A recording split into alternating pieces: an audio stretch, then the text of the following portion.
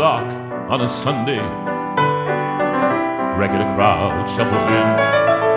There's an old man, he's sitting next to me, making love to his tonic and gin.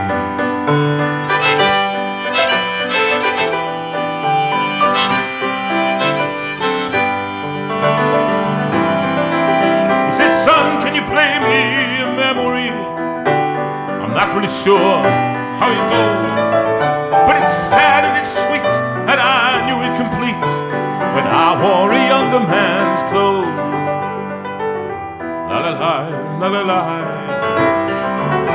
la la la, la la la, la.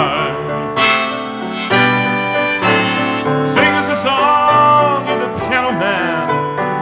Sing us a song tonight.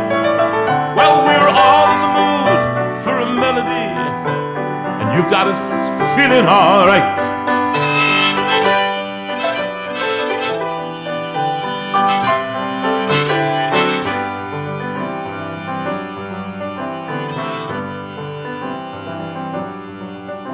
Now John at the bar, he's a friend of mine.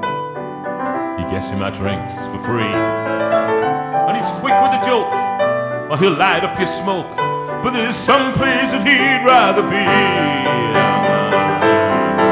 He said, John, I believe this is killing me, as the smile ran away from his face.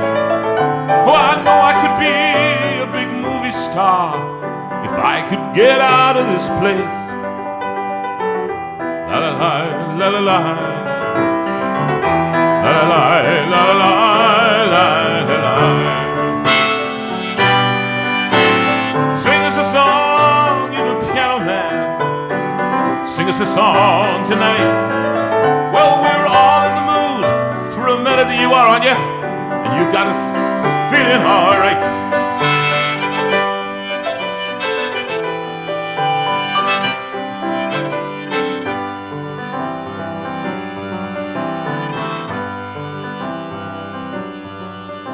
Now Paul, he's a real estate novelist who never had time for a wife. And he's talking with Davy, who's still in the Navy, and probably will be for life.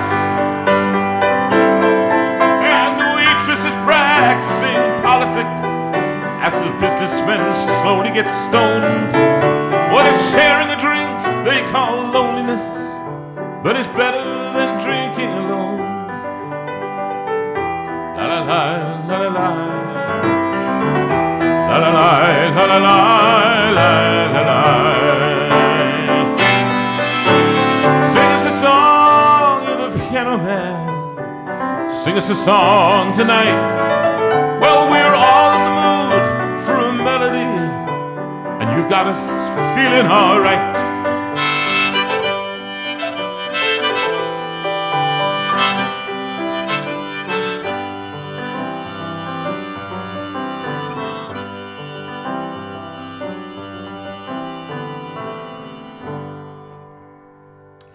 It's a pretty good crowd. Would you keep your hands still? No, keep your hands. waving. No. I'm waving to my fans. It's a pretty good crowd for a Sunday. It is. Notice the way I'm playing the piano there, all nice and florid, like. Yes. Yeah, like nobody. like nobody. Yeah. And the manager, she's very happy today because I don't know what it is. She went out yesterday and we did. We went out. I mean, we went out and we met with people and we went. Can I just say, we went out in the dark. I said to Sue as we were driving out, I said, "What's going on here?" I said, "It's the first time we've been out in the dark." I can't remember the last time we went out. I said, "What are these things?" She said, "Don't worry, darling, calm down. They're lampposts." I said, "It's okay." So I just, a bit worried. I travelled really, really slowly, didn't I? You did, yes. That's not like you. Most unusual. And so she talked to people and everybody going, "Oh, Sue, you look so wonderful. And what a wonderful person you are giving a kidney." They didn't say to me, "You're looking quite good as well." They just said how good you looked. They did. Anyway, I stood up and it was my first audience since March. It was. Can I just explain that this was, Jonathan is president of the Godalming Choral Society. And if any of you are watching tonight, hello. anyway, it was their sort of let's get back to business session last night, and so Jonathan went along and joined with them and sang Rule Britannia for them. Rule Britannia, Britannia rules always. Britannia never, never, never shall be slain. Rule Britannia, Britannia rules always. Britannia never, never, never shall be slaves. I bet the locals wrote in last night to complain. They're writing in now. Because of the noise. She knows that it's me. They've been coming to see. I've got to get on with the show. Yes. To forget about life for a while. And the piano, it sounds like a carnival. And the microphone, it smells like a beer. And they sit at the bar and put bread in my jar. And say, man, what are you doing here? La la la la la la. La la la la la la la la. Join with me now, last time, here we go. Sing us a song, you're the piano man. Sing us a song tonight. Well, we're all in the mood for a melody, and you've got us feeling alright.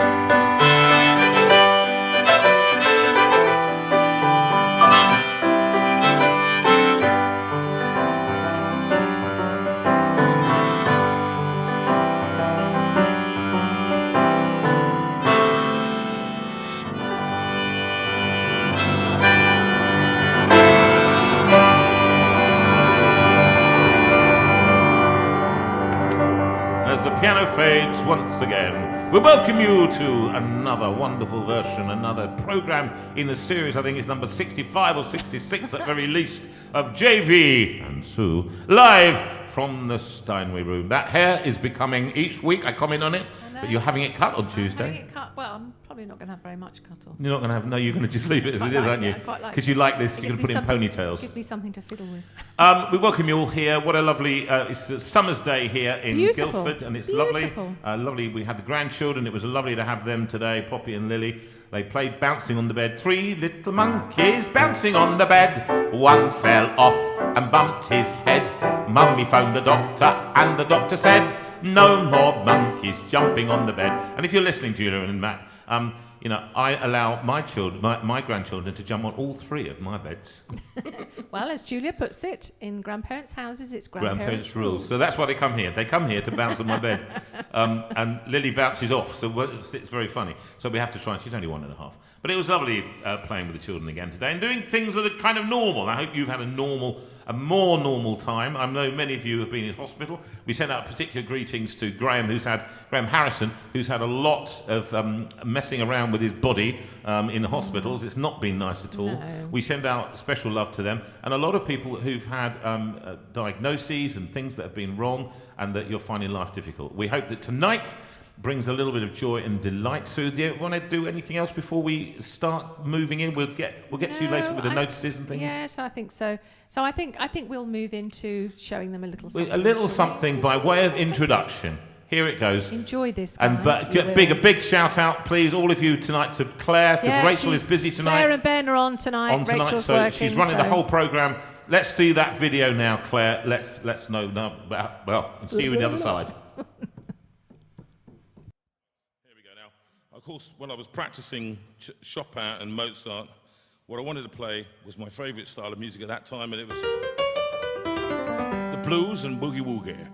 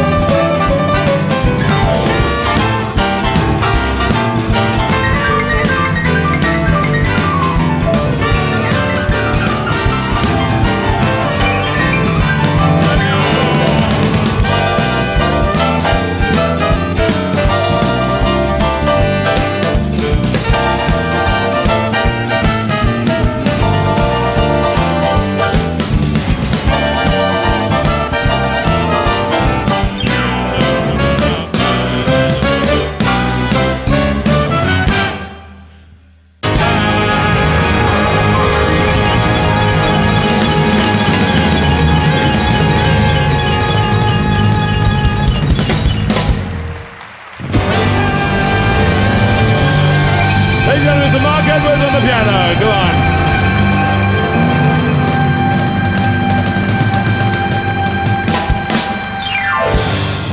Thank you very much. 1, 2, 3, 4.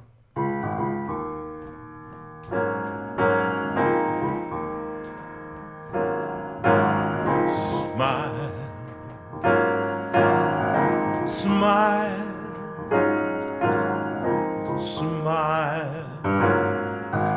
smile, smile, though your heart is aching. Smile even though it's breaking.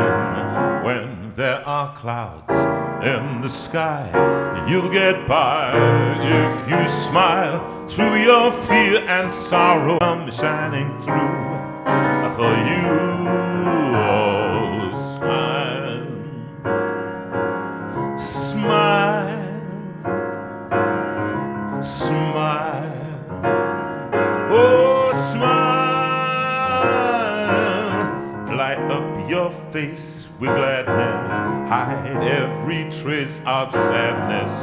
Although a tear may be ever so near, that's the time you must keep on trying. Smile, what's the use of crying? You'll see that life is still worthwhile if you just smile.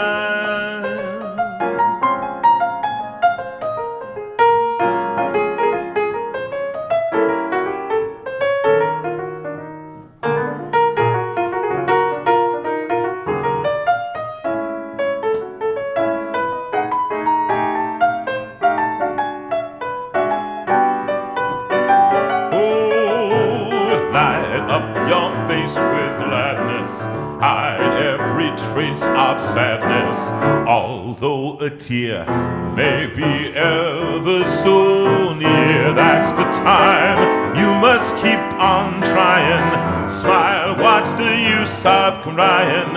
You'll see that life is still worthwhile if you just smile.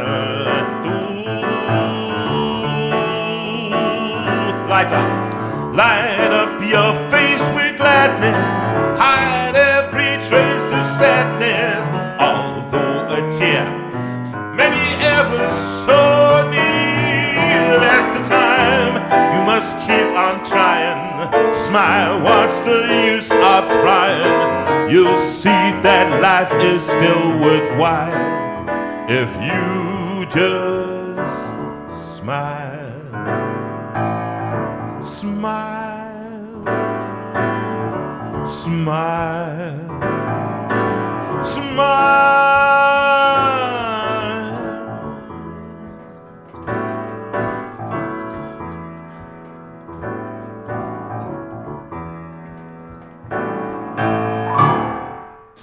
And that's the fantastic Mr. Mark Edwards. Give a round of applause. Let's see them on the Facebook things. Come on, loads of hearts and things.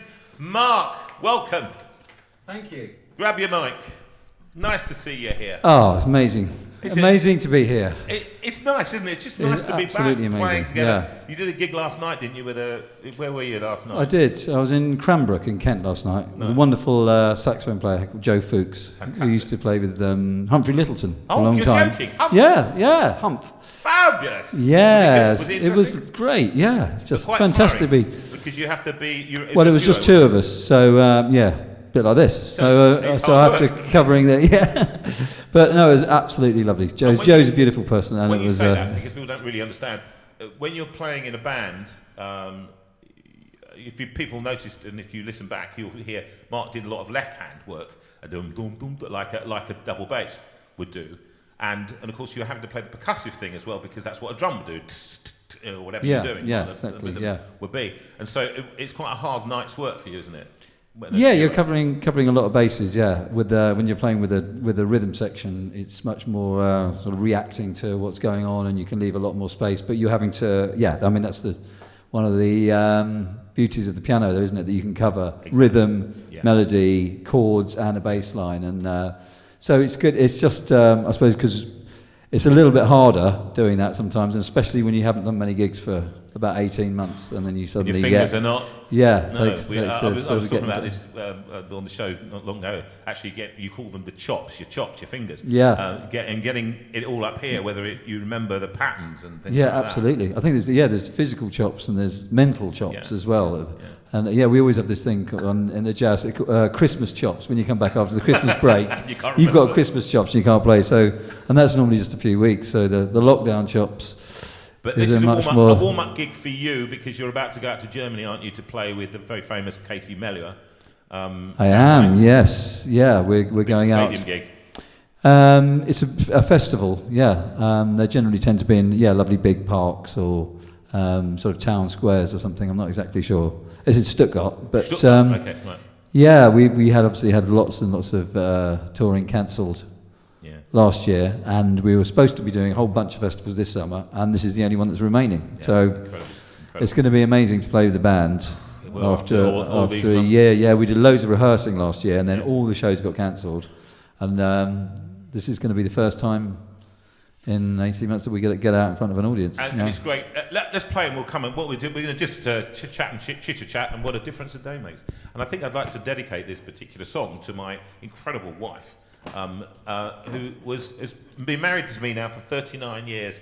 And what a difference And a yes, day I makes, and need the a medal. difference- And yes, you do. I No, do you need a medal. But you're not going to get one. No. What you're going to get is this song instead. Thank you, that'll do. That'll do. And I'll give you everything that I'm earning this year. So, that's not a lot then. This one, particularly for our 39th wedding anniversary, we spent it with the choir last night. Not the most romantic of places. On the other hand, we got out and we felt really quite You excited. know how to show a girl We a had good a time. good time, exactly. I got you water, fizzy water and everything. You did. What a difference.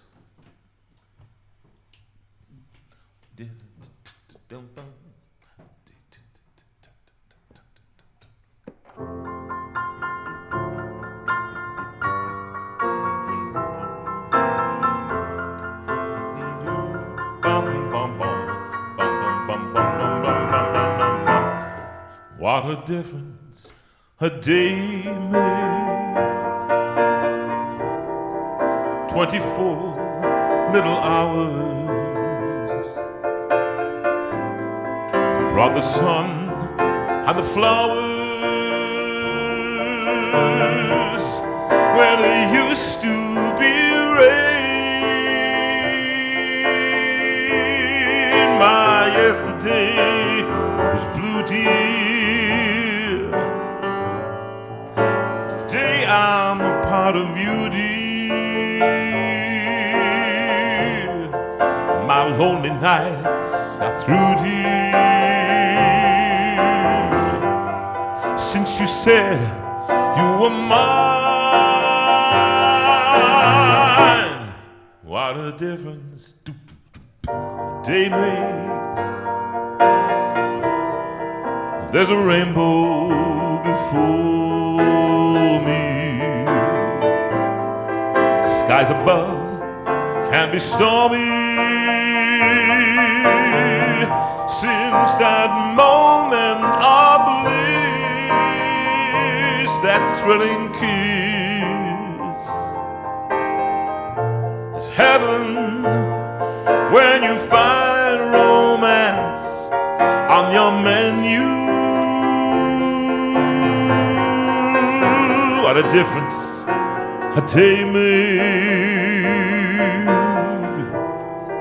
and the difference is you.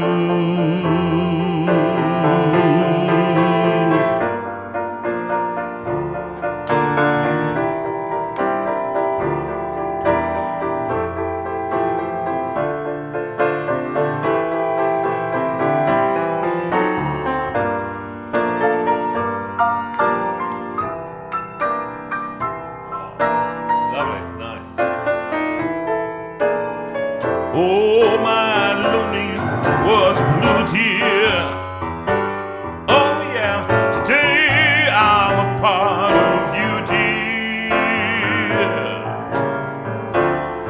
My lonely nights are through, dear.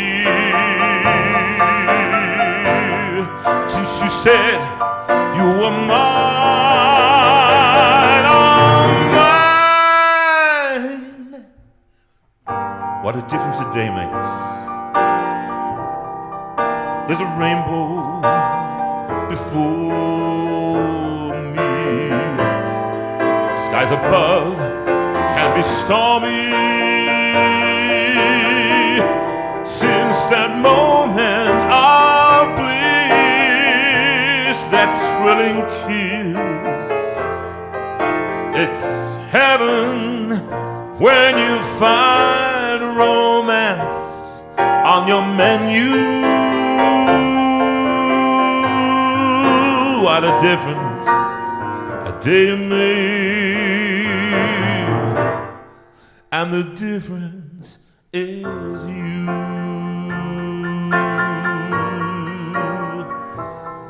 Is you, my baby, it's you.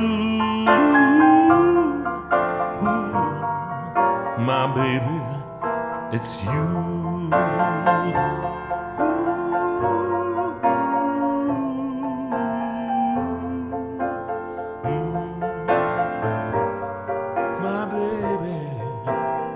It's you. Nobody but you, my baby, my baby. It's you, my baby. It's you.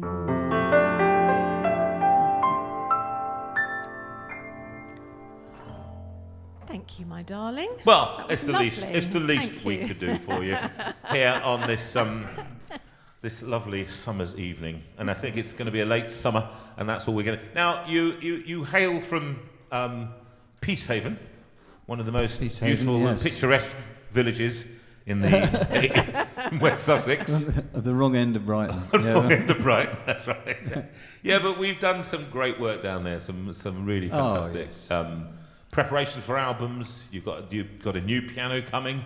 Isn't that exciting? Are you excited? Yes, I am very excited about See, that. it's very odd, isn't it, that you, who we were talking about this about people who often own Steinways, are people that don't often care whether they own Steinways because they're £85,000 worth of piano that you and I, the likes of you and I, can't afford, and we get them if we're given them, like this one here, you know. But you haven't had, and all the time I've visited you, you've always had. It's all right, but you've used electric keyboards mainly, and you haven't had a keyboard. At home, yes. Yeah. At home, yeah. I've got a couple of upright pianos at home, but You've got a new nothing one to coming write home about. Yeah. What is it? It's a Yamaha. Yeah, Yamaha. Yeah. Yeah. Can I just say, live from the Yamaha room, it doesn't Yeah. really. I Just know. saying. Makes it sound as if you're on a motorbike. It does. Arriving Yamaha in room, room yeah. number 1, bedroom 1 and 2, and number 3 at the same time. Yeah. But it is odd, isn't it, that you've waited all this time and now your wife is treating you to a piano. It's a lovely, She it's is. a lovely Isn't thing. she lovely? Yeah. It's a lovely thing, actually. Yeah. And this one, I might just point out that this one, I had to mend this piano today because one of the strings had gone, and you had to see what I did with a bit of black tape. Everybody, you know my DIY skills. You don't want to look in the But piano. it's working. That's all I'm It's saying. working. Is it working? Sounding great. Sounding yeah. okay. Yeah, all right. Especially tunes. Especially tuned for the I occasion. have to say, Yeah. it sounds great when you play it. I have to say. Here we go. This is the abuse. This is what I get. It sounds great when you play it. Do you know how this Thank you, upsets Sue. me? Anyway, jazz is an interesting idiom, isn't it? Because you're one of the foremost British jazz pianists in this country, and people, I think it's Stretching a recognised as well. It's pretty true. And you've played in all the jazz premier venues in the country and often around the world and some across the world. And it's a strange form, isn't it? It's a strange form of music that some people feel they don't have a way into it because they go, well, it's not for me, I don't like jazz or whatever because does it take thought or is it just about feeling? What was it about, Mark? What is jazz at its best? Well, that's an interesting question because it is a kind of music that you need a window into it. I mean, for a start, it's a huge.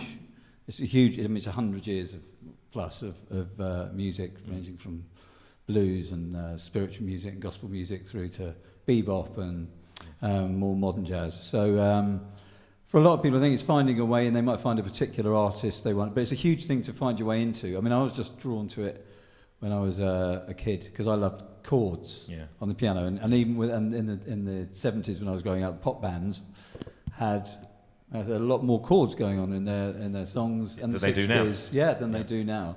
And I always loved that, the kind of nuts and bolts of structure. I loved, I had a piano when I was from very young, so I suppose I was exploring that. But that's what kind of drew me into it, was chords, and then the sound of the instruments. I mean, a lot of people love saxophone and double basses and the sound of jazz drums, which is quite a different thing to rock drumming. To sort of rock drumming and pop drumming. Yeah. But atmosphere, it's kind of has that like, got anything to do with it? Is it sorry? to do with it, atmosphere? Is it to do with smaller than a rock? Well, obviously the feel of it, the rhythm. But it's a language that's a lot more complicated than pop music sometimes. Yes. And so it's something captures your imagination. You need to listen to it quite a lot, and quite a lot of jazz. You're not given all the obvious information all the time, so you've got to fill in some of the gaps because the players are playing around with the rhythm and the melody and the chord so much. But it is generally a very structured, logical, mathematical music, as well as being full of soul. Well, give us an example, because what you do is you take a melody like we've just played, we call them, and the songs that we recorded on Lockdown Sessions 1 and 2, which we're going to mainly include tonight, because I thought actually, we've got you here, and we did these live. They were standards. We call them standard songs, and from the American Songbook, a lot of them. Yes. And we've long wanted for years, you and I, to record these songs. Yeah, and, that's true. when we had plans and should we do it, might we do it, and then you guys gave us the opportunity actually to do that. Yeah. And tell us if I asked you to, we've done this before, but it's quite interesting for people. You take a tune, take a popular tune, take anything you like, and then do what's called the head. When people do that in jazz clubs, it means it's go step back to the beginning, the tune, the main tune. They state the tune and then develop it. Now it's very much like in classical music, we call it variation form. So we take the theme and then we develop it and develop it and develop it. So what would you do if you took? You'd have to put the microphone down, of course. But what would you do if you took a tune, a basic tune, anything you like, and then build on it so that you do state the theme, everybody can recognise it, and then you develop it? Yeah. Okay. Well, I suppose one way of thinking about it is, say, take what we call a 12-bar blues. Yes. So, which is a sequence of chords, which is the blues. I mean, you've got your basic.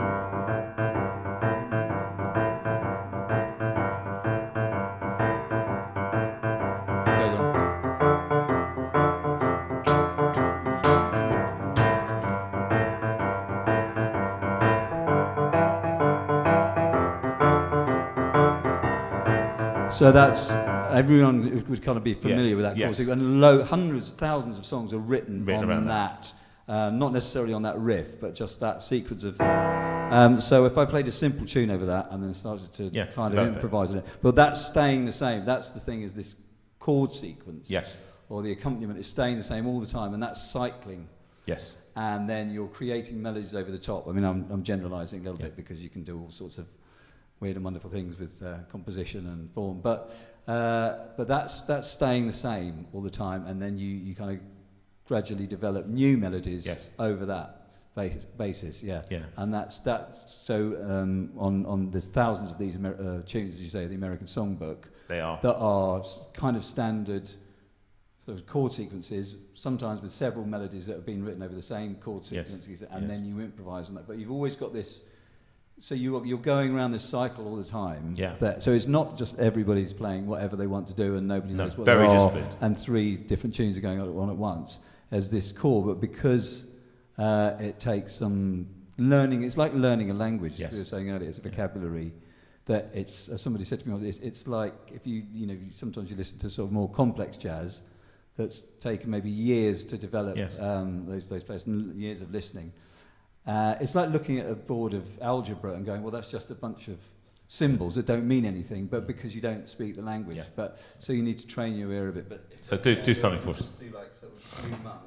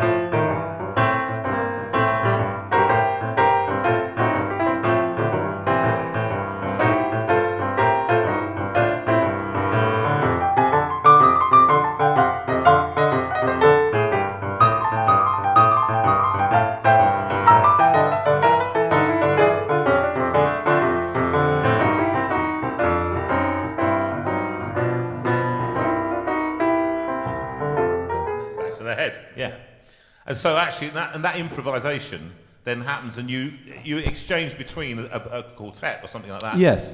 So everyone kind of gets their say on the piece.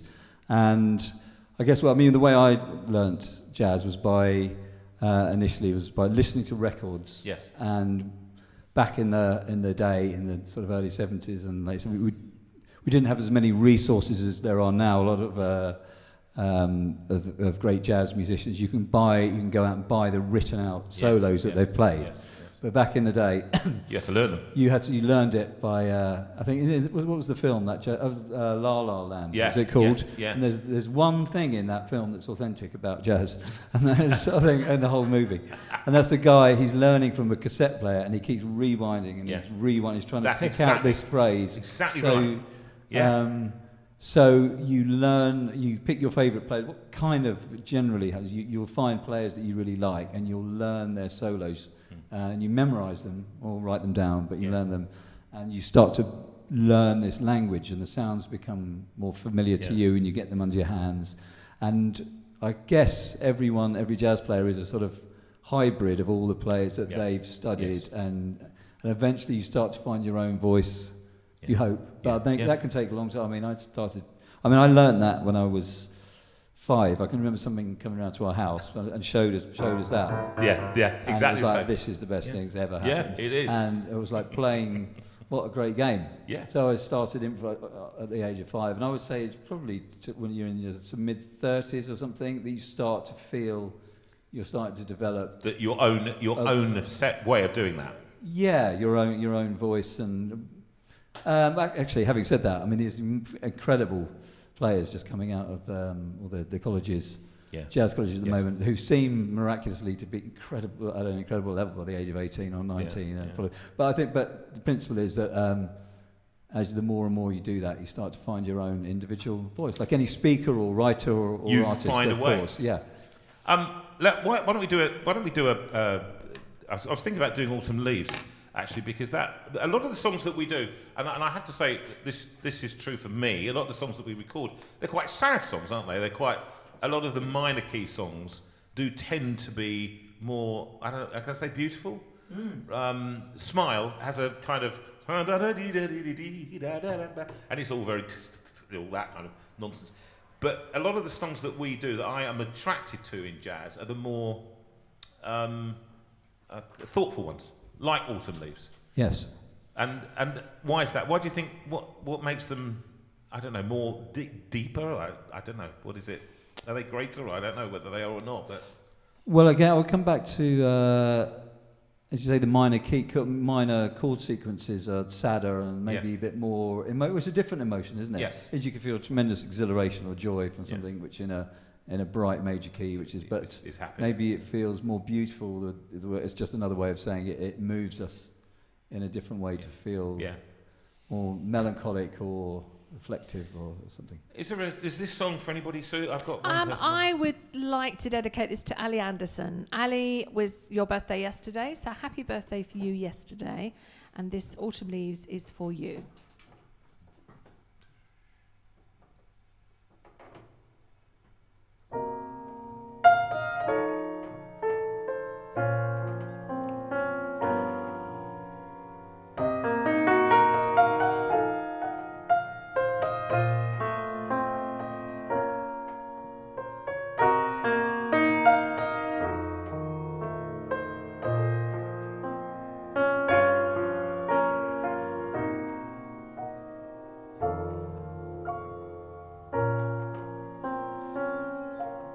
The falling leaves drift by my window. The falling leaves are red and gold. I see your lips, the sunburned kisses, the sunburned hands I used to hold. Since you went away, the days grow long, and soon I hear old winter song, but I miss you most of all, my darling, you. When autumn leaves start to fall,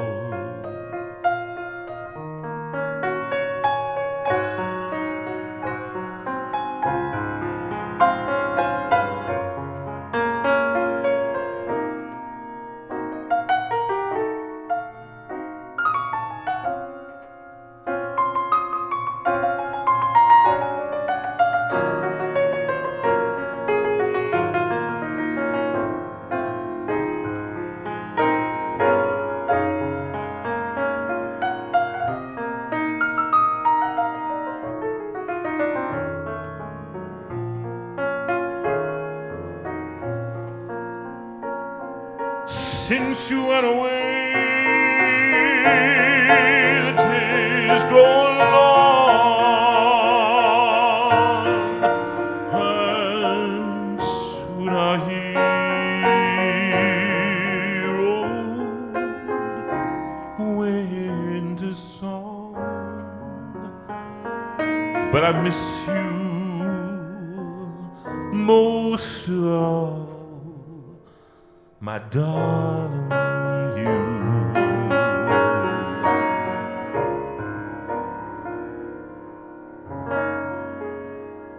When autumn leaves start to fall.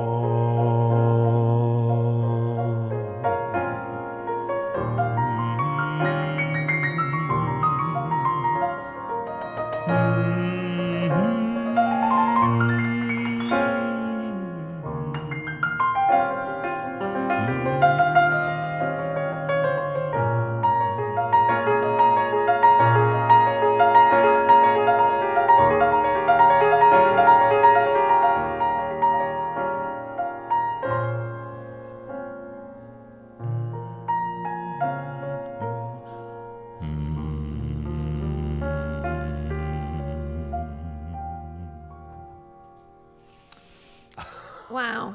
Can I just say how much people are enjoying this? Oh. They are really getting a lot of pleasure from this, guys.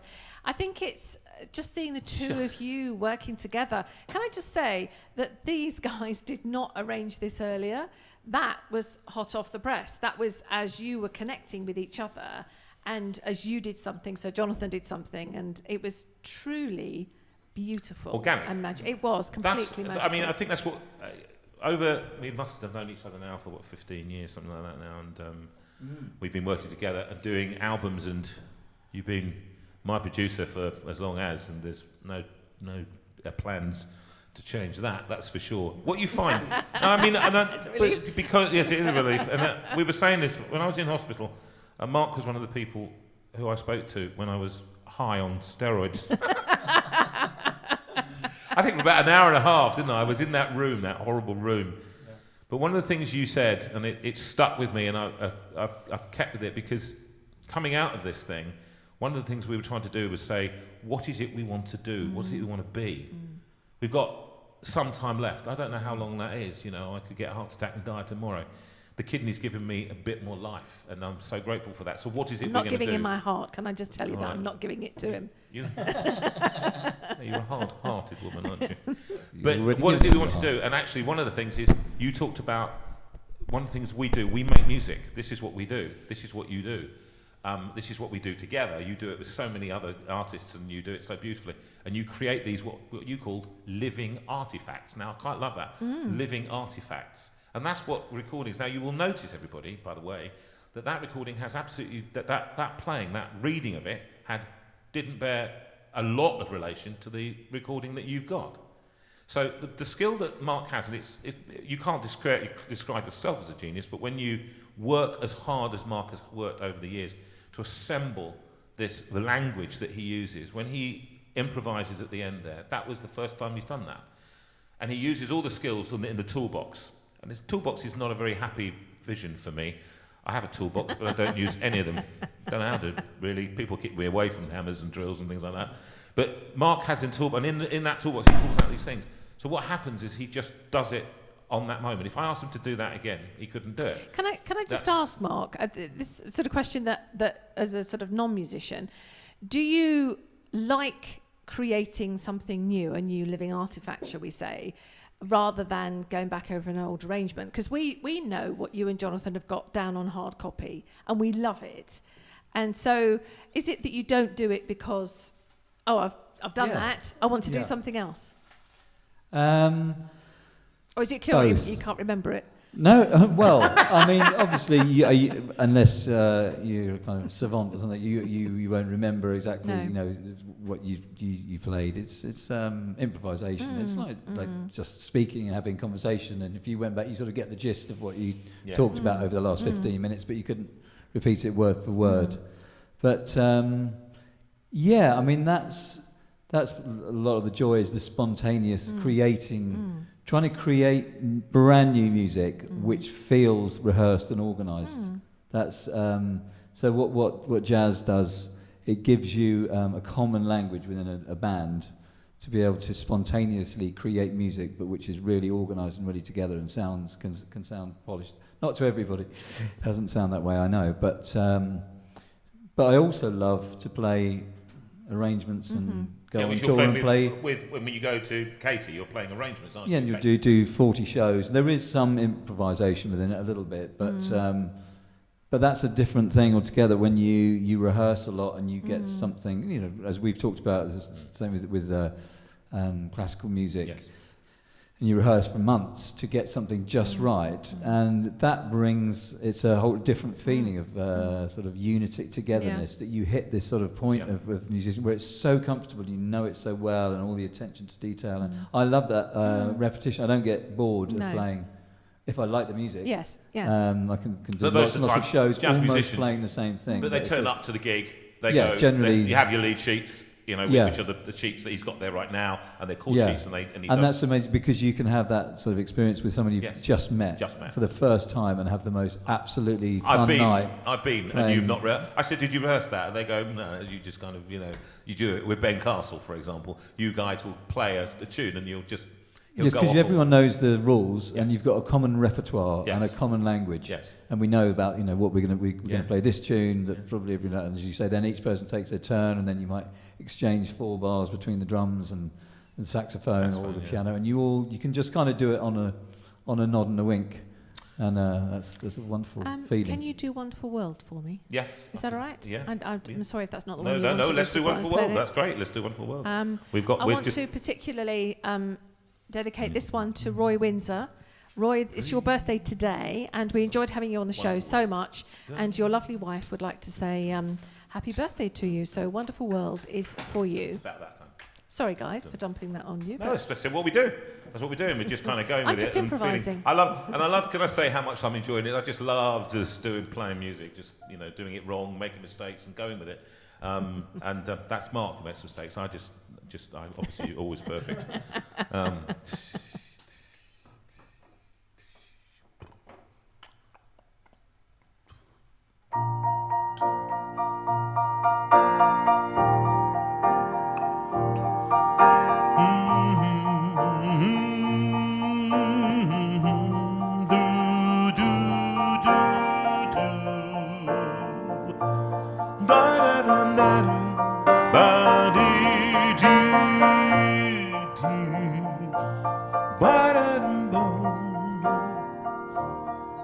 I see trees of green and red roses too. I see them bloom for me and for you, and I think to myself, what a wonderful world. Well, I see skies of blue and clouds of white, the bright blessed day, the dark sacred night, and I think to myself, what a wonderful world.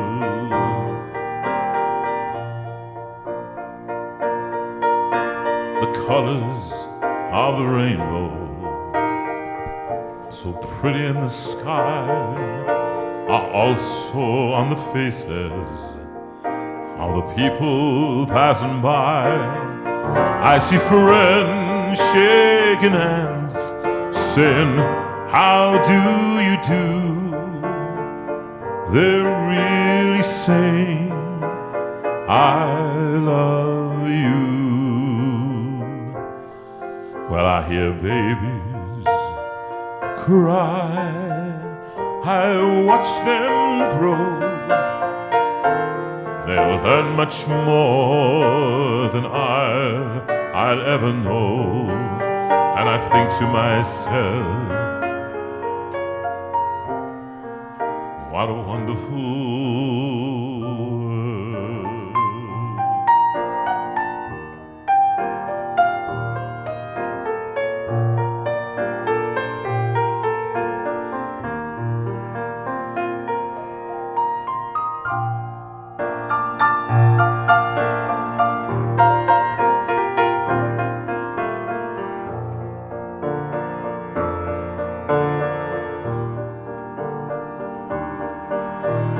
Colors of the rainbow, so pretty in the sky, are also on the faces of the people going by. I see friends shaking hands, saying, how do you do? They're really saying, I love you. And you. 1, 2, 3. Well, I hear babies cry, I watch them grow. They'll learn much more than I'll ever know. And I think to myself, what a wonderful world. Yes, I think to myself, what a wonderful world. Yes, I think to myself, what a wonderful world.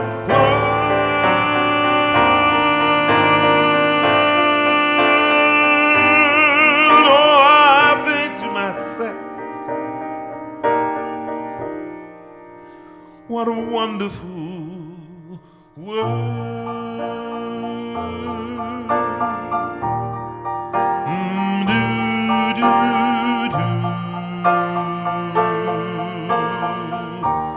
Bum, bum, bum, bum. Ba-dum, ba-dum, ba-dum, ba-dum. What a wonderful world, my world. What a wonderful world.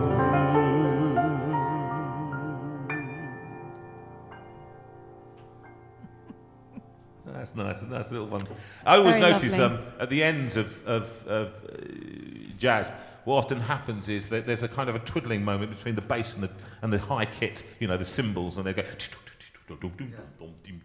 and always, almost invariably out of time. Is that? Does that mean? Is that intentional? Well, Is that you'd kind call of it cadenza. Cadenza. Yeah. In other words, no, that's nice. That's nice. I'm going to do. Go on. No? I'm just going to do a song straight away, which is one that we. This song, when we recorded this was at the end of a day, the most tiring day I had, and I was still. I mean, I was in dialysis. I was on dialysis? No, I wasn't. No. Had I gone into dialysis then? I don't think so. No, I hadn't. No. But I was not well, and by the time I was ready to kill people at the end of the day, and we said we've got to record this one because it was the last one on the day. It was Bring Him Home, and so I went up into the control room, and you were down in the piano, and we had we just kind of talked through it vaguely and then just did it. And the version that we've got now on the record is the one that we recorded on that day. I seem to remember, because I hardly patched. I think I did one patch. Patching means you replace a little bit, and there was a tiny bit that we had to replace, but apart from that, it was as it was. And I had no idea that would go in, and I was so tired. So it's incredible how you just responded. And you have to understand, in the control room, that's upstairs. It's in an old chapel, and it was up in the kind of a mezzanine floor, away from. You don't even see them, each other. He's down in the piano playing, and you've got it in your earphones, and that's all you've got. So it was a remarkable thing that Mark played it for the first time. I sung it for the first time, and that's what it was. And it's turned out to be one of the most popular of all the songs that we do. And your arrangement is like, it's one of the most emotional. At the end, people are weeping, it's because it means so much to people, actually. And Les Mis, for all its faults, and there are many. Can you hear the people singing the songs of angry men? That's the one I dropped the Maltesers in deliberately in the show, just to annoy people. And they rolled down, didn't they? No, it wasn't you. You wanted it to be you. I wanted it to be me. I was desperate for to because musical theatre people, they would do. We don't do that in opera. We never do that. We're much more relaxed. But there's always this kind of chest out and singing to Roger. Anyway, this one, Bring Him Home. This one. Why don't you stand up in this one? Do I need to? I suppose that would be a good idea, actually. I'll try standing, because I sung yesterday, Royal Britannia, standing up. It was quite fun. Okay, here we go. You do your introduction.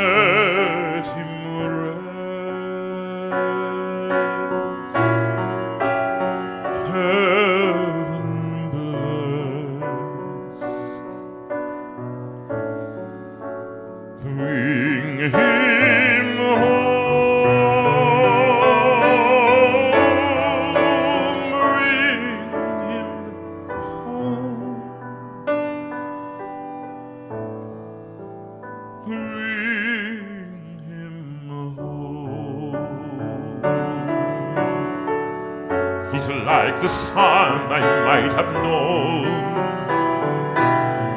if God had granted me a son.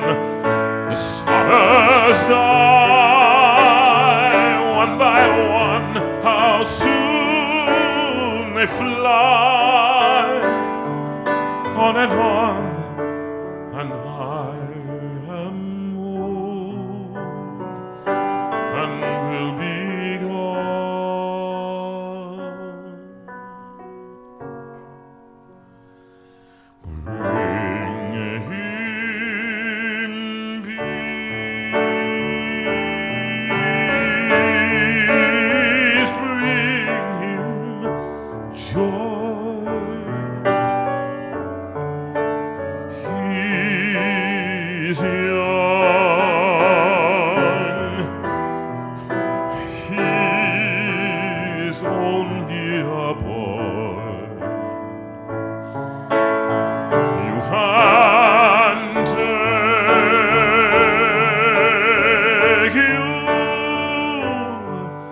can give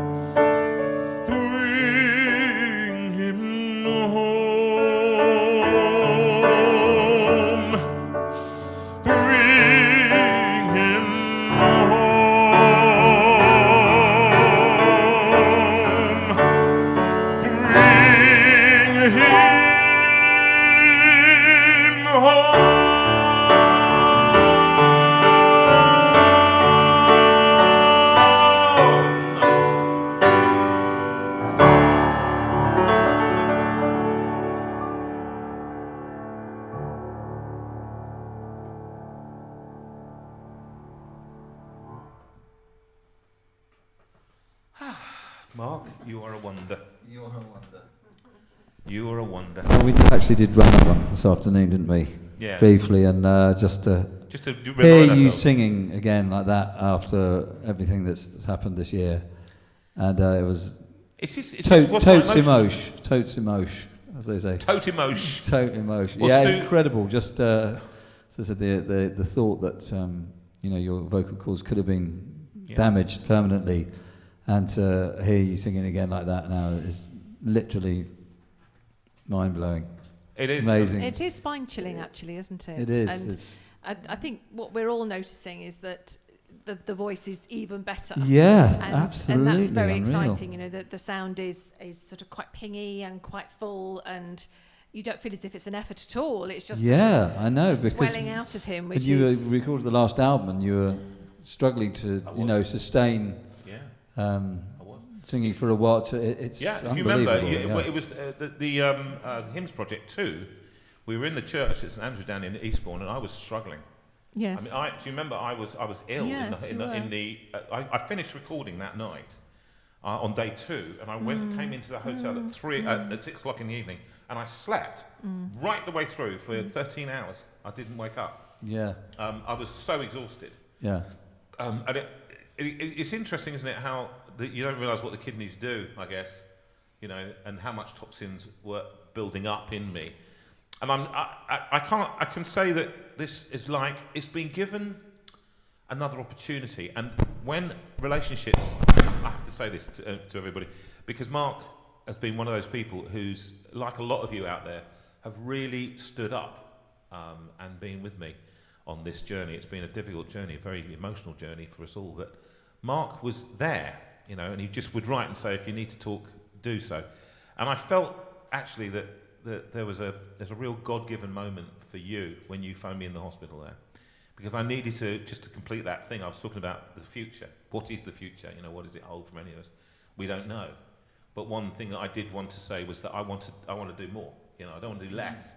I spoke to a guy yesterday, and he must be Doug Jack. He must be 75 if he's a day, and he's going around the world troubleshooting for charities. And he said to me, I went to a party where there was a guy who was 6 years old and retired, and we were sitting, and I said to him, have you retired now? He said, yes. He said, well, what are you going to do with your retirement? You're 60.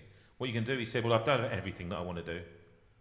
And I just thought, and he said, how could you possibly have done everything that you wanted to have done? You're 60. Yes. Because the possibility, he said, there are always things to do. And I think one of these things is that going out and performing, I can't wait to get out again and do shows. Well, it was great just to see you, just in a little way, standing up and talking to an audience last night and getting that feedback from them and getting that response, which people really loved. They loved the whole, because they want to engage as well. They did, yeah. People are desperate to engage again, to contact it, be together. Well, I'm doing a record at the moment, helping somebody with a record, a friend of mine called David Foreman, and it's been recorded, some of it during lockdown, over the last 3 years actually, and as often happens, this album's being done largely remotely, which means people do their part in different places, and then they send files across the internet. Yes. So it's literally been recorded from New York, a guy that's a vibraphone player called Joe Locke, who's made some really incredible musicians, to Moscow, to Ireland, to UK, various places in London, and this guy David Foreman, he's just had his 90th birthday, and he's written all the music, and he wrote the music quite a long time ago, and he came to me and said, can we rearrange some of these tunes and get some of his. I love and he's been travelling all over. When the first lockdown kicked in, he was in Brazil. He got stranded, quarantined on a boat in Brazil. Good. And the last few years, he's been to South Georgia, which is the most remote island in the world. Been to Papua New Guinea, all over the Middle East. And he takes these incredible photos. Yes. A lot have been published, and also a lot of photos of musicians. He travels around the world, goes Meeting to and playing festival. He's not playing anymore. I mean, he has arthritis. He used to play the piano, but I mean, I think if I can be doing that when I'm 90, I'll be very, very happy. And he's still creating music and still working. I love that. Absolutely, and I think that's a word to actually people out there. And then one of the things I want to do is encourage you, a lot of you out there, And you may feel that you're in your 60s, 70s, 80s, and there's nothing you can do. There's always something that I'll take that. Doug Jack, I'm going to quote him now. He said, and people said, I can't do that. And he said to me, I say to people, you can't do that yet. And I thought that's quite nice. That he, as he's retired, officially, he's saying, well, I can't do it yet, but tomorrow I'll try it. I'll see what I can do. So actually this week and this month, and as we're going ahead, look for something that you can do, that you alone can do. You don't have to be a musician or anything else. You can arrange flat, you can knit, you can do things. For YGAF Day, for You Got a Friend Trust Day, you can do something very small. One of the ideas we had, by the way, as we're doing a talk, just that we might have we can put the YGAF stuff up, Claire, I'll give you a little warning that, possibly. Just to say that YGAF Day, 25th of September, but you don't have to do it on the 25th of September. You can do your thing to put small amounts of money. What we want is lots of people contributing a small amount. We don't want everybody to give massive amounts because we want everybody to take responsibility. But one of the things you can do is what you alone can do to make and help other people. And actually that's part of this whole JV community started from the position of how can we help people to get through this thing. And it's grown and grown and grown, and people have found a way of helping each other, and it's got to be fantastic. You can, Colin, it was a member of the trust who suggested that if you all pay, so can you remember this? Yes, Okay. Colin and I got going on this one, and I was trying to think of something that I could get Jonathan to do, and Colin and I came up with this wonderful idea that actually if 100 of you say that you'll give us £1, so I need to raise £100, but £1 at a time. Jonathan, we're going to get Jonathan to sing and play something he really, really doesn't want to work on and really doesn't want to learn. She wants me to do, she mentioned Bohemian Rhapsody. I want him to do Bohemian Rhapsody because it's difficult, it's got lots of changes, and it's got lots of height and depth in the vocal line. So I think if we want Jonathan to do something that he doesn't want to do, that is going to be a big challenge for him, then you all have to say to me that you're going to give £1. And if I get 100 people saying £1, and that's it. I'll get him to do it on the 26th I'll have to learn it, but I don't know what of that's September. And I'm He's not going going to say have it's to going to be definitely. But he's not going to do it unless he knows that he's going to have to do it. At least so. £100. So that's it. £1 a piece. But that's all you want. one of the other ideas that you might want to do was, I don't know, can you make cakes and that kind of thing? And can you put a little table outside your house and tell the neighbours that you're selling cakes? Sell them at whatever you want to sell them. That would help, wouldn't it? That kind of thing. Nothing big. Adrian's running a quiz. I know it's not going to be a difficult quiz because it's Adrian running it. No. As he says, it's not going to be a university challenge. It's going to be something achievable for us. So sign up for his quiz and enjoy that. Enjoy doing it together. It doesn't matter. You don't have to be... It's not a test. No, okay? it's not a test. It's fun. It's meant to be funny. And talking of funny, this is something we haven't tried. We've not rehearsed. But Oh dear. Yeah, exactly. Sue you was saying, she said this song always reminds her of a French bar, right? Because it is let the racism begin, as you said, and they're off. But it's that kind of French bar thing in Paris, and we're going to try it, and it's My Funny Valentine, and then we're going to see what we can do. Here we go.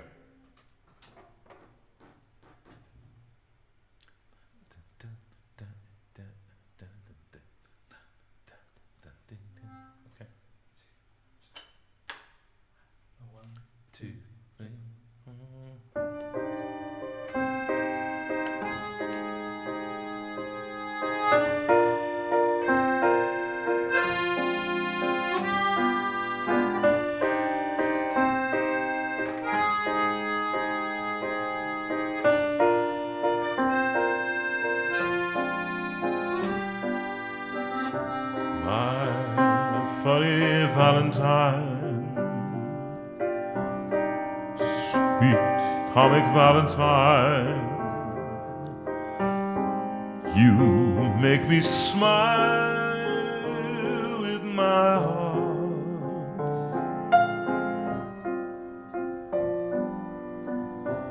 Your looks are laughable,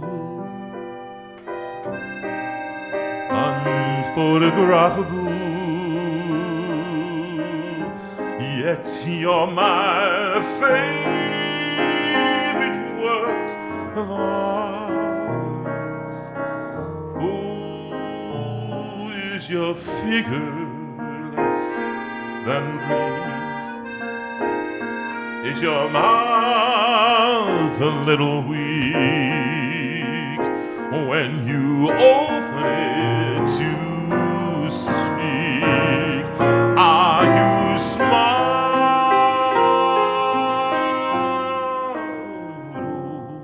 But don't change a hair for me. Not if you care for me. Stay, little Valentine. Stay.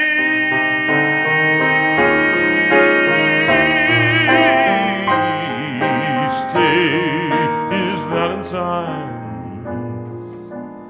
Day.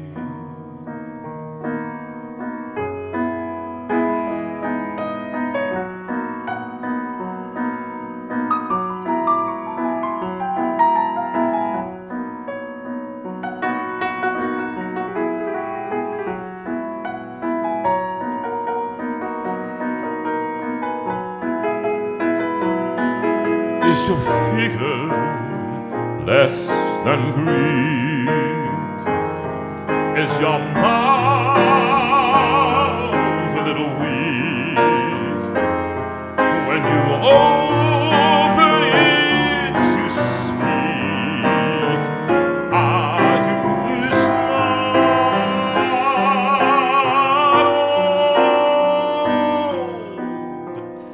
Oh, but don't change a hair for me.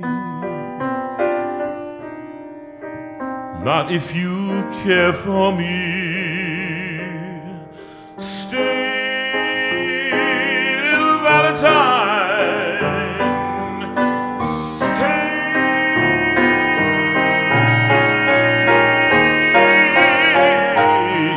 Each day is Valentine's Day.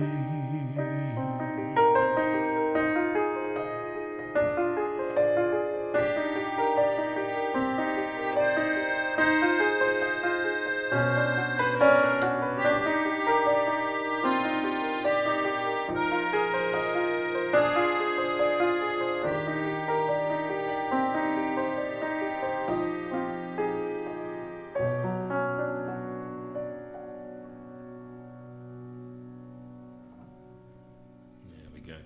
Lovely. And Wonderful. with an ever so slightly can't move here. Would you like a little hand, darling?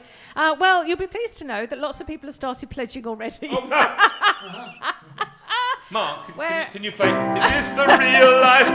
No, Oh. not Mark playing it. You playing it. Not tonight. You've got a few weeks. We're up I've to no about. idea. That we're would up be a to about travesty. We tried to 20%. busk that one. Have you tried busking it? It's one of the worst tunes in the world to play. You have to do 1,000 different things. I mean, it's so difficult. Now, Oh, stop moaning. Stop right, moaning. now, Stop moaning. we sung a song. Sue, do you just want to? One of the interesting things about people is that people are very interesting, and we're never one thing. We're never just musicians, or we're never just artists, or businessmen, or whatever we do. We always have a different side. Last week we had Alan and Jackie Slough on. Your buttons are coming up. Oh. aren't they? Thank you.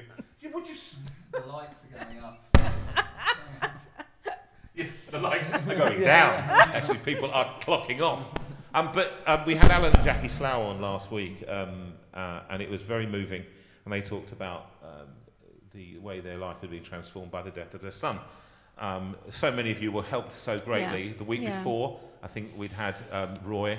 A couple of weeks ago, yes. A couple of weeks, Roy we'd had Roy and Sally, sharing. whose birthday it is today, and sharing about what it was to be bound to a bed for 23 years, and his attitude towards it. Different people, different perspectives. And I just asked Mark earlier if he'd be willing to just share a little bit. And I just asked Sue really to take over on this side. I mean, we're talking a lot about music tonight, but I'm not a musician, so therefore I'm interested in in the sort of the whole backstory. And you've got a lovely family, I know, because I've met them. Do you want to just tell us a bit about your family? Yes. Well, I met Tracy, my wife, when I was 15, and I think we started going out when we were 16. We got married 23, so we just had our 34th wedding anniversary or something. Young people. Yeah. We got 4 children. We had our first son, Joseph, who's a lovely boy, filmmaker. He's got a film company and cameraman, hence mainly. his camera. Yes, yeah. He And helped they us get say he the works on all kinds of everything from sort of TV to feature films to adverts to going around the world filming interviews and he's also got a hire house. So he hires out a lot of them. Then we had son Isaac. He's a dancer, professional dancer, and he's been in several West End shows. He did a year in Bat Out of Hell, which was Meatloaf, the music. It's actually nothing to do with me. It's Jim Steinman's musical, but of the same, some of the same music from the Meatloaf album. Yeah. And he's a fabulous contemporary dancer, and went to the Place in London and studied there. And then I have 2 daughters, Annie and Bridie. Annie's a year older than Bridie. They're 23, 24. And Annie's also a dancer. Bridie has just moved to Glasgow this weekend. She just got a first-class honours degree in psychology at Greenwich. Well done, Bridie. Well done, Bridie. Go on, you go. Yeah, and she's switched to English literature. Just gone to Glasgow to do her masters. As you do. I've always wanted one of them to be a poet, so you never know. And Annie's a dancer. Annie's had her first job when she was 11, a West End job, and she's been dancing sort of semi-professionally or professionally ever since then. So over 10 years. Oh yeah. Well, she's been dancing since she was about 8. But we went to an open audition when she was 11. I think it was 11 for a hip hop musical called Into the Hoods, and which we came to see. An open musical, thousands of kids there, and she got a part in that, and she did She was 6 months. Oh yeah, Came with Nick. She did 6 months in that, and she's gone on to do work with various dance companies. And then she did a year with National Youth Dance Company, worked with an amazing choreographer called Sidney Larby, and she's working at the moment with her. She's just done a show tonight, and she's working with a company called Canduco at the moment, a dance company. But what we were talking about earlier sort of highlighted the fact that both Annie and Bridie have restricted growth. They have a very rare condition called cartilage hair hyperplasia, and they're both 1 metre something tall. So they've So that faced brings a lot of challenges for them, doesn't it? It does, yeah. The world, our world isn't really set up for people of non-average height. No. And I mean, you might, cartilage hair hyperplasia is a form of dwarfism, although we prefer the term restricted growth, because dwarfism and dwarfs, there's a lot of connotations with that name that aren't pleasant. So, but yeah, I mean, for instance, moving Bridie into a flat in Glasgow this weekend, she has to make sure she can reach all the door locks. She has to can't do too many stairs. She has to make sure she can reach bins and things like that. So, just generally in life, the way sometimes you get very high counters in shops, and it's not sort of set up for them really. And they also have a lot of pain.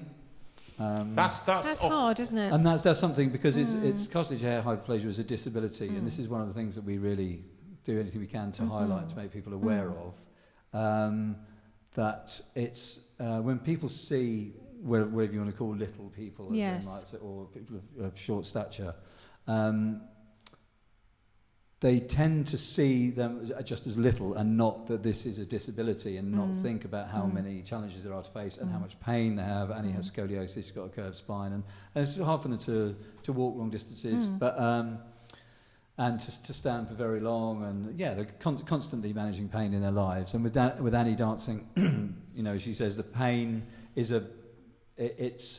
the dancing helps as well as exacerbates. It makes her very aware of her body and in touch with her body, but also she has to manage it very carefully and have very strict boundaries. But they're amazing, absolutely amazing. They're all amazing, of course. Of course. But we were talking about this particular issue of disability tonight. And one of the big things, Annie's also particularly, Annie is she's kind of like activist and wants to do everything she can to represent disability within arts and performing and dance, specifically with her. She's a fabulous dancer, and go on. Sorry, along those lines, you were telling me that actually she was offered what looks like a very important role in the West End. Yes. What was the role? Well, she was asked to go to do the Paddington, new musical Paddington, and to be the bear in that. Yeah. But there's been quite a few things like that. Things like that, TV things where where I think she's had very strict boundaries about what she wants to do and how she wants to present herself as a great contemporary dancer who happens to have restricted growth, but not to go take roles that are in any way exploiting that or that's the reason for her being there. And so she's making her own way, making it a career in dance. I think that's what I found incredible about what you were saying, is that she wasn't prepared to just take a part, because it could be a great part for her. But actually for her, what she wanted to do was dance to show that actually people of restricted stature can still dance, can still do things along with other people. They don't have to just go for tailor-made roles for them. Absolutely, They don't and have to just be the dwarves in Snow White and the Seven Dwarfs, for example. Exactly, yeah. I mean, exactly. And it's even more, that's part of it. I think it's more part to represent. Yes. Not to, I think she would even say, not to show that we can do it, just to be herself. Yes, and to exactly. go out and be a just to dancer. make it normal, actually, not abnormal. Exactly, and representation is a huge, because one of the big problems that we've discovered, because we have no history of restricted growth in our family. We didn't know anything about it when they were born. But you carried the gene that both of you. It was yes, very, very. It's very rare, because you both have a fault on the same gene. So it's a very rare chance that two people would have children that have exactly, because it's hundreds of thousands or whatever, 100,000. But often any representation of people with restricted growth on TV or in theatre, as you say, like Snow White and the Seven Dwarfs, is often comedic. Yes. Or they're represented as kind of non-human, like almost like elves or something. A circus trick. It is. Or That's something what it like seems to be. And that's the only. If that's the only time they kind of get representation, then that really does foster kind of potential abuse, and by which I mean name calling, people following them in the street, not just anybody, many people, but in ways most people wouldn't think of doing that with somebody in a wheelchair or with a different sort of disability. So they get that just out walking around the streets? Every time they go out, they're potentially going to get attention. Depends where it is. And if you're in a bigger city, or New York or London or even Glasgow, there's less, because it's more diverse. But they've been followed, photographed. We catch people secretly filming them. People shout out of cars sometimes, with going into detail. And they're it's not as they would always say to me, it's not a sob story. They don't want sympathy. They just want to be seen, and for people to understand the challenges they face. And that's been a pretty it's been quite amazing part of our life. We said this, and in as much as I identify with the colour aspect of this, exactly. I brought home something from my mother. I told you this earlier. Brought home a book that was published in 1950, and so quite interesting 70 years ago now, and it was the first published, and it was a book of cartoons. Robin Hood and Robin Sherwood and lots of people, Enid Blyton telling stories and things like that. And it was a very thick tome, and in it was I think it was Billy the prankster, but the only image of a black person, it was a black, and it was the picture was, well, so how would you describe it? I found it deeply uncomfortable. Very offensive. I found it very offensive. The way the picture was drawn, the dialogue that they put into that character's voice. Yes. And yet it was pretty common. Pretty common and accepted. And actually, that came out of the 50s or 60s, and where colour was, people used to say to me in the opera world, they say, the thing is, it's very difficult we don't know really what to cast you as. I said, well, what do you mean? Yeah, What exactly, does that mean? Just cast me, right? Well, you're very, dark, and you think, well, yeah, I am. But can I sing? It's called suspension of disbelief. That's what you do. You go in, it's a theatre. It's not reality. We're not doing a kitchen sink drama. So when people of restricted growth come into the picture, people are going, like that, they do that as they do when I walk into a country pub or something like that, and they go, what? It's that moment. And for Annie and Bridie and for people like us, we notice people who are not like that, who are, quote, normal, height or colour or within the society, then it doesn't occur to them how how we respond to it. They don't, but they are keen for you, and they specifically said to you, didn't they? They didn't want projecting out some kind of sob story, some woe is me type thing. And also the fact here I am as a non-disabled person talking about disability, and as you said, if it was possible to have had them in video link or something, it's much better to actually have the representation that because they have a strength. Maybe in that's fact, what you can look up Annie. She's got some stuff online, and there's so her name will be Annie Edwards. Annie Edwards. Dancer, yes. okay? Annie Edwards dancing. She's absolutely brilliant. Just as a dancer, she's just fantastic, stunning actually. She's completely mesmerising actually, because she's incredibly your eyes supple. off her on the stage, and yes, she's a beautiful dancer. Yes, beautiful dancer. Yeah. But she actually, there was a very short film, about 3 minutes, that she actually did for Scottish National Ballet. Yes. Yes, I was going to do it, but we get in trouble for copyright music. Oh no, it was a different one I was talking about. Yeah, but and she talks in that she dances, but she also talks about and articulates much better than I can. Well, maybe we should have her on the show. Maybe we should have her on the show. I'd love to have her on the show. If we had them both by Zoom link, we could have them and talk about that, and we'll do that for a future show. I think that's what I'd like to do.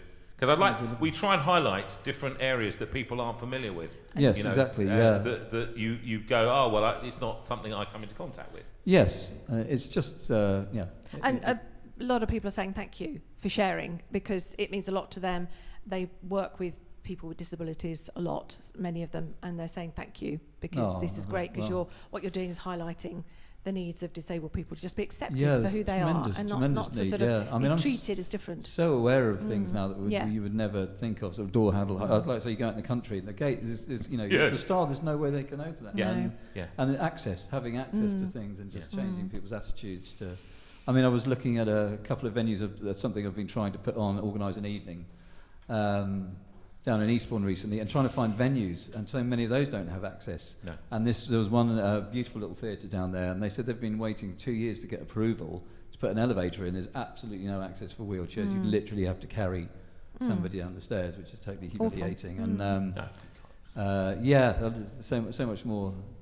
So much more to be done. Yeah, and I think actually that do you know what? It's a good thing. I hope that this government listens to people with disability. I hope that the Paralympics have done quite a lot. Again, people have been interested. I've been following it this week and seeing how our kids have done, and they've done so well. So many of them do so well in their own right. And these are stunning sports people who've gone, a lot of them, against the odds to prove that they can be, in their own right, stunning sports people. And we stand, and this show stands by disabled people all the way along, and it will fight for rights of people who are in any way being let down by the rest of our society, and a lot of people have been. And pandemic will be a good excuse for not spending money on disability. It will, and access and all those kind of things. It will be another way of saying, well, soon we can afford it, but actually, in the meantime, Annie and Bridie can't reach a door handle, or they have to take something to step on, or they have to. And so much of it is awareness. There is Dwarfism Awareness Day each year, and so we love anything we can, Right. any little thing we can do. Is there a charity because associated with it that they? There's the Restricted Growth Association. A lot of it is just ignorance. People haven't ever come. I don't mean that in a insulting way. They're just not aware, as you say, and they've never known anybody or come across anybody with restricted growth, and so they don't know how to deal with it. And so that's what They find themselves representation looking, is and so then important. I mean, goes on from it's funny. To go into specific, but as I say, Bridie's just literally got a degree in psychology. We went into a restaurant last week, and someone came up and gave her a children's menu.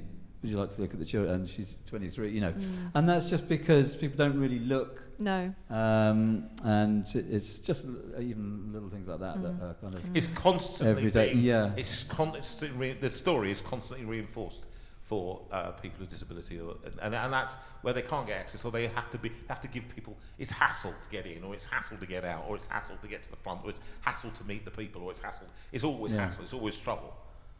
I've seen people like Sally, and he's Roy is quadriplegic, and she has to wait until everybody else is gone to get him out, to get him. And whenever he comes to any of our concerts, we make space. We just go, just move the flipping chair, and that's what he's going right there. That's where Roy sits. Okay, and if it's awkward for you, too bad. You're going to have to live with it.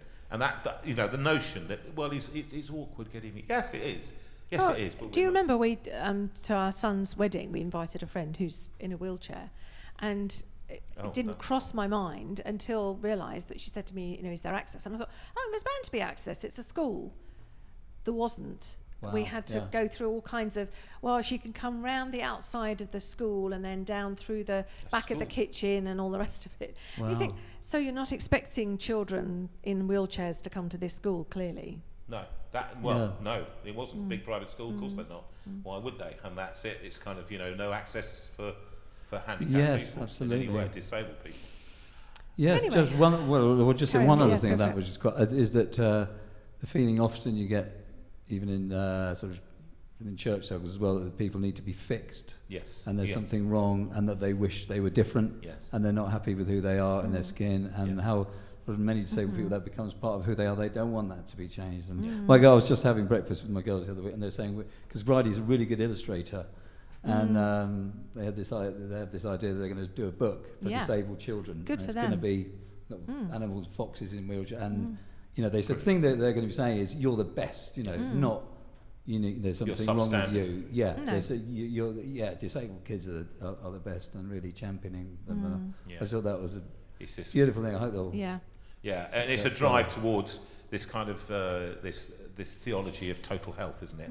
And that we're always but God wants us all to be 6'3" and. Well, I mean, yes, and somebody, just as people come up and say, "Oh, can I pray for you for your legs to grow or something?" No, and he says you can to move me, away from you can pray me. for me That's to what you can get do. full disability support. Everything Yes. that I need. Yes. We can pray for that, please. We can pray that people's attitudes change. How about that one? So that actually I don't have to go through this every day. It's quite extraordinary. Anyway, let's Thank sing you, a Mark. but Thank Mark, you. That was great. It's just Thank you. so good that we talked about this, and I think we will try and get them on at some point in the new year, in the new term, because I would love to talk to her, and if she can get on from Zoom from up doing her masters, that would be fantastic, and talk about what life is up there in Glasgow like for people as well as Annie. I Want Jesus, D minor. Can we try that one? Because actually it's just a great. I love this song. When we did this with Bryn. Now Bryn is coming in. He's planning to come in with his new album on the 17th of October, and we're going to have him in. And but she's great actually, because he's very shy as Bryn, and but he's got his new album coming out. So I thought actually that's when he would like to come in, and I think actually, and he gave me moments. Is this a song for anybody? I do want to dedicate this to a couple of people. Joanne Newson, you wanted something that would be helpful and give strength, and I think this one does.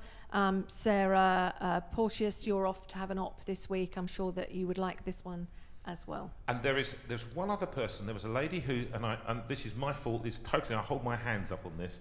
I lost the contact. I don't know how, because I'm always, there are about 5 different means that people contact me on, and I can't remember which one they did. Somebody's mother who was 82 or 85, and she wanted a spiritual song at this time. And if you're listening to this right now, can you write into Sue right now and tell her that you're the one? And we'll just say happy birthday to Stella. That's Roger Webb's mum. With this one yes. As well. Yes, We very wanted much to say so. happy birthday to and her. to you, Roger, who's been a faithful member of the community, and you write very funny things sometimes. Sometimes. I think it was you suggested Bohemian Rhapsody. I want Jesus. I want Jesus.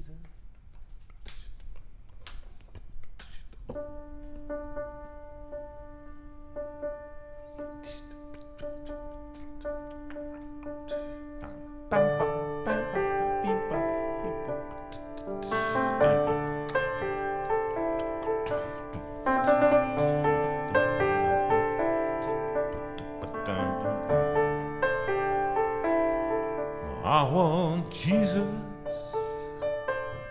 to walk with me. Oh, I want Jesus to walk with me all along my pilgrim journey. I want Jesus to walk with me.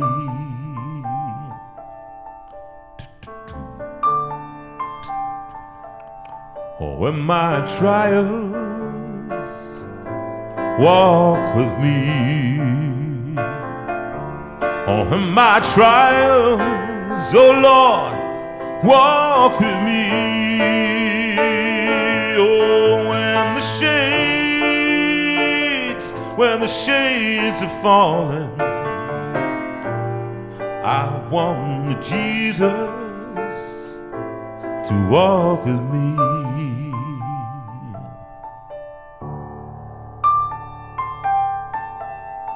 In my sorrows, walk with me. In my sorrows, oh Lord, walk with me. Oh, when my heart is aching, I want Jesus to walk with me. Play a solo for us. Go on, do something. D2, go.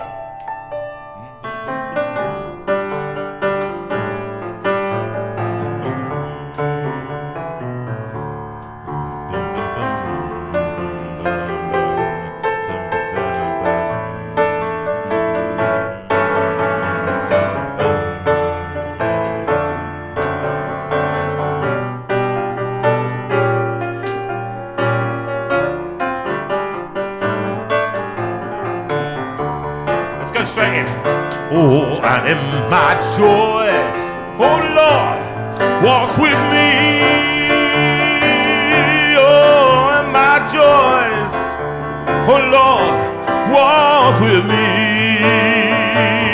Oh, when my life is filled with laughter,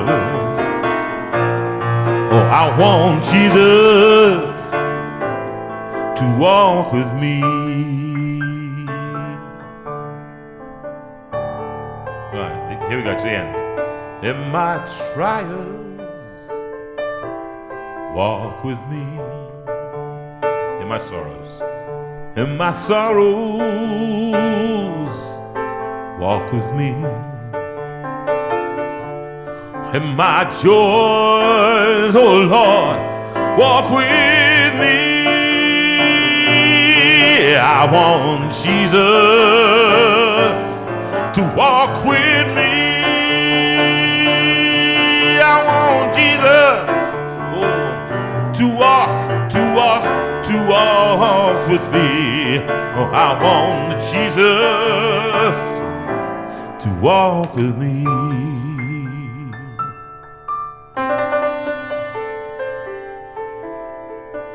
I want Jesus to walk with me. I want Jesus to walk with me.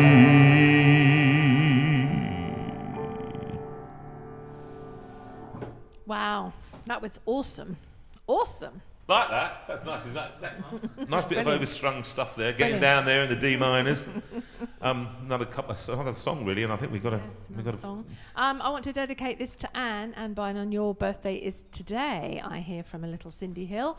So happy birthday to you. And we didn't get round to playing something for you for last week, Rita, because your birthday was sort of in the middle of the two weekends. So happy birthday for last Wednesday. And I think that's all mine. Fields of Gold. All mine. Yeah, it's a nice one. And this one, I always thought this would be my last recording, and one of the things I sort of talked about was you'll forget the sun. Yes, there have been some, but I swear in the days still left, we'll walk in fields of gold. We'll walk in fields of gold. And I just wanted to say that to Sue, really, that I never made promises lightly. But there have been some that I've broken, but I swear in the days still left, we'll try and walk in fields of gold. Thank you. And that's certainly not money. I don't need it. Okay, I've got some Dulux that we can walk in a bit of gold paint. That's as good as it gets. Here we go. Fields of gold.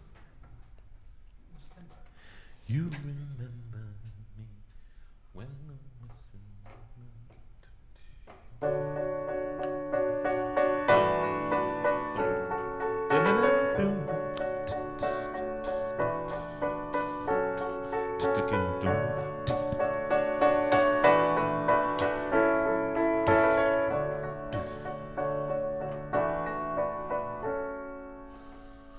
You remember me when the west wind moves upon the fields of barley.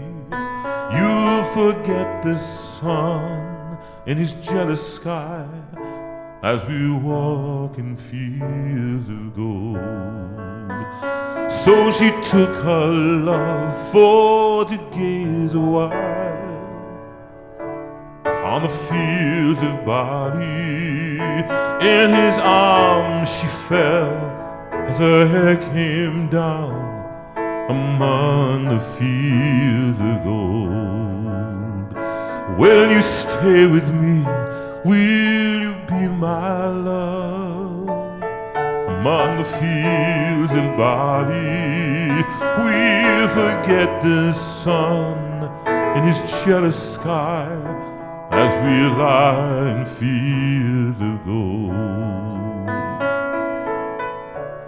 I never made promises lightly, and there have been some that I've broken, but I swear in the days still left, we will walk in fields of gold. We will walk in fields of gold.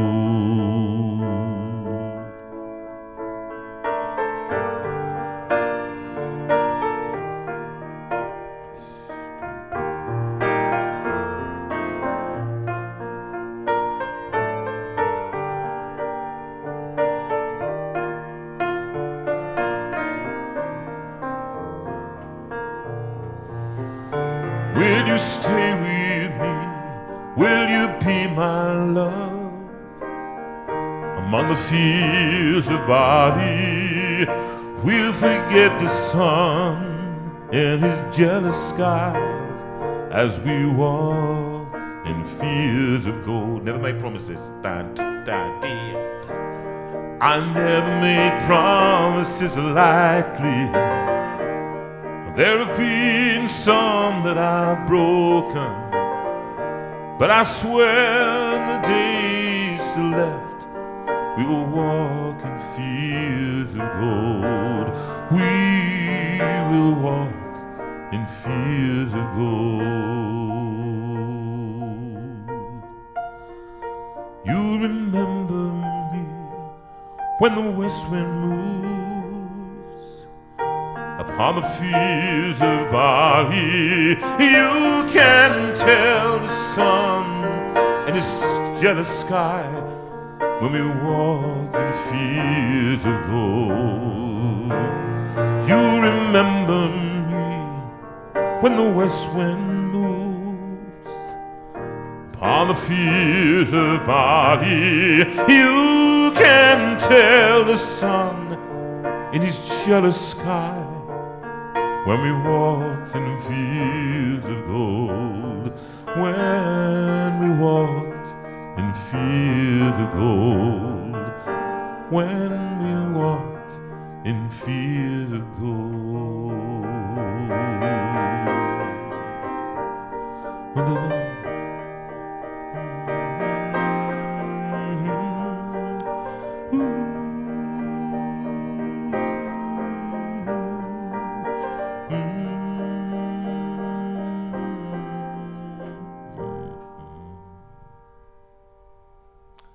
Love that song. So many people's favourite song. You know, Mark, it's been a total pleasure. The end has come. I think actually we've got a... Yes, we've got... It's nearly 10 to. Nearly 10 to, yes. Yeah. We've got... I mean, it's just one of those things where... Thank you. Thank you for having me. It's not adequate. Then a small cheque will be in the post. But it won't be in the post. We're going to give it to you tonight. Just to say thank you for being with us, because I think you've really helped people tonight. And any money you give us tonight, some of that is going to go to Mark and for being part of this tonight. Because one of the things I like to do is support musicians. You know, we've all been in pretty awful condition financially this year, and Mark is not excluded. A lot of our colleagues have found that they're now, you know, running around doing what they can to earn a living, nothing to do with music. And one of the finest bass players in England at the moment is it's all picking up again from now, but he's been delivering dentures from the mine for the last. How bass can you be? Sorry, that is hard, but it's just those of us who survived through kindness of others. That's one way, and some of it government money, without which we would be nowhere. But it's been tough. It's been very tough for people, not least of all people like my son, who's you know, all his gigs cancelled. Suddenly you've got a young family, you've got mortgages to pay, and it's hard. It's very hard. Not that there's anything wrong with denture deliverers, by the way. No, by the way, those who have a denture delivery career ahead of them. Good luck. One of the finest denture deliverers in England. There must be. There are definitely. I think it's a fixed dent. No, I can't think of any jokes. Just move on. Right, Mark, thank you for being part of. Oh, it's been amazing JV to see you both. Absolutely. We look forward to see you so well and to soon getting the Christmas album out.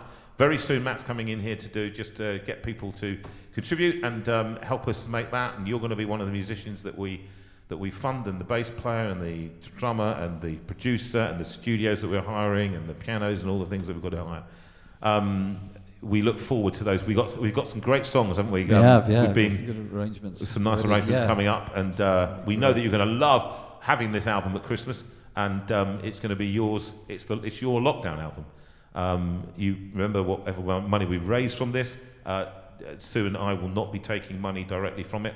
We'll be paying the musicians and everything else. We make money once everybody has received their one that they've bought, and then we start to make any money in addition to that. But that is something we promised. Details to follow. Mark, thank you. I'm just going to let Sue do the notices, and then we'll do a couple of songs. And I'll get on the piano and finish off. Okay. Big round of applause. Can we just have a big round of applause, please, for Mark Edwards on the piano? All the way to the back. All the way to the back. Come on. All right. Let's see the hearts. Yeah, they're coming. They're coming. Lots of hearts. Now get out, Mark. Yeah. Go and put the kettle on. Yeah. They're all saying how quickly it's just flown by, how much they've enjoyed it. So it's brilliant. Brilliant. Just turn it around. It's fine. Is that going around? Yeah, that's going round to. Yeah, I'm gonna have to. I'll turn it round. Hold on, before you do. Yeah, go on. This is not as smooth as it was coming in, was it? Okay. Well, I'm just going to leave them to get on with it. So, Claire, do you want to put up some notices for us? We'll deal with those. So, Very important that you go to the LiveTech website. So that's www.jvlivetech, and that will give you all the notices. And can I also say that Claire, being Claire, has also found that wonderful interview with Annie Edwards, and she has put it up onto the notice board. That is the so best. there we Amazing. are. So it's already up there for you to watch, enjoy, and be amazed. So thank you, Claire, as ever. As ever. And all the notices will be there And Ben. as well. Ben Yes. has been assisting her Yes, tonight. he's trusty assistant Ben tonight. So that's on the LiveTech website.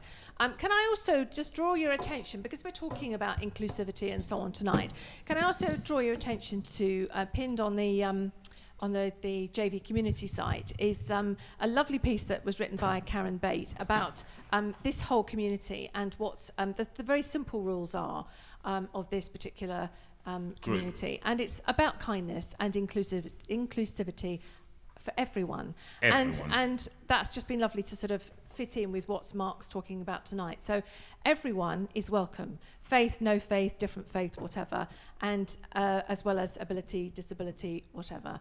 And so we just want to just underline that and say everyone is welcome. Please just be kind to one another. I know you are, but carry on being kind, because that's what marks this community as being different, that we just love and accept people, which is fantastic. If you wish to contact me, I'm on sue@jonathanveira.com, and I will be able to answer any questions. My brain is beginning to work a bit better now, so if you want to contact me, sue@jonathanveira.com. If you wish to donate any money, you can either contact me through that email and I'll give you the bank account, or you can contact and send the money through paypal.me/Jonathan Veira. Sorry, Claire, I'm moving around a bit tonight. If you wish to order any CDs or books that are all at completely knocked down prices, you won't get them cheaper anywhere else, then you need to go on to jonathanveira.com and have a look at our shop there. And can I also say that all the shows that we've got coming up, hopefully in the next few weeks, are there as well.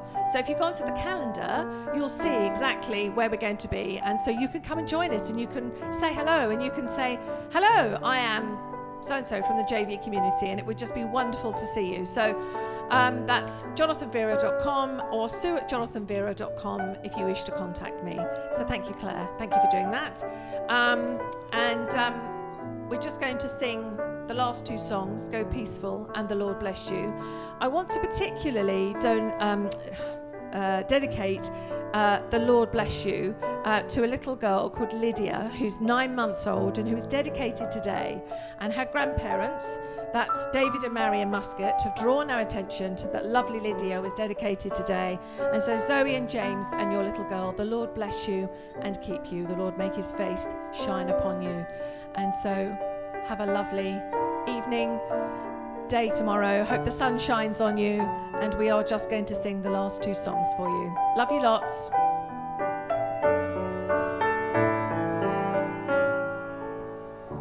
Go peaceful in gentleness through the violence of these days. Give freely, show tenderness in all your ways. Got the words? Okay, come over here then.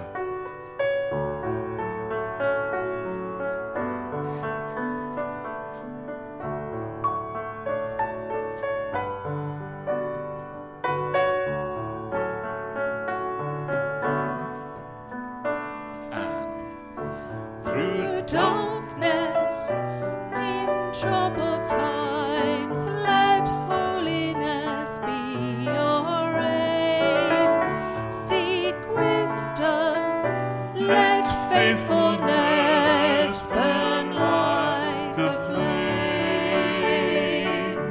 God speed you, God lead you and keep you wrapped around his heart. May you be known. my Lord.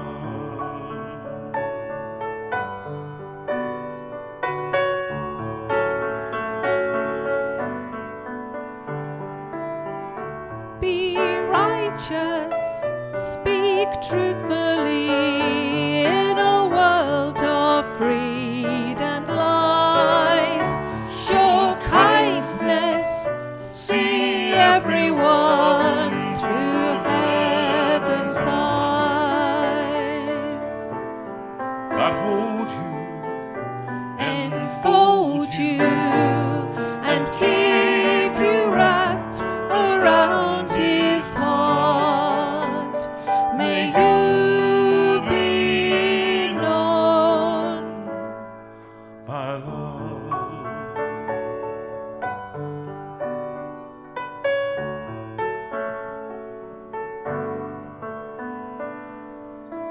The Lord bless you and keep you.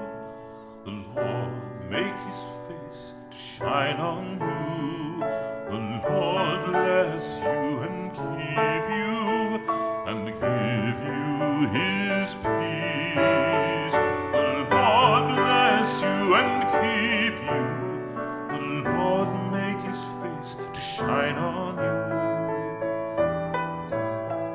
The Lord bless you and keep you and give you his peace and give you his peace.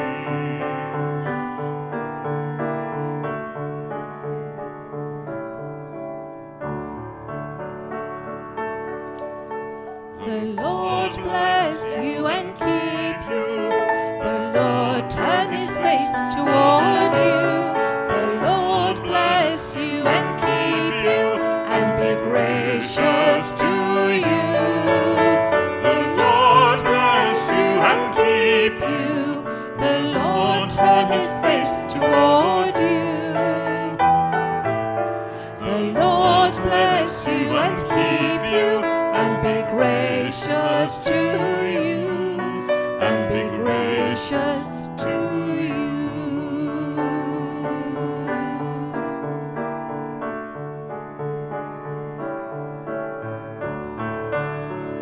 The Lord bless you and keep you.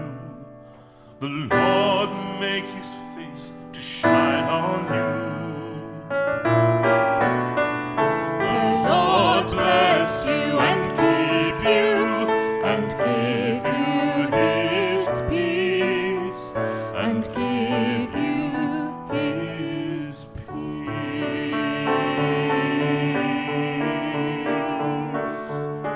Be there next week, 8 o'clock, for a fun-packed See you show. next week. And we'll tell you who's on next week.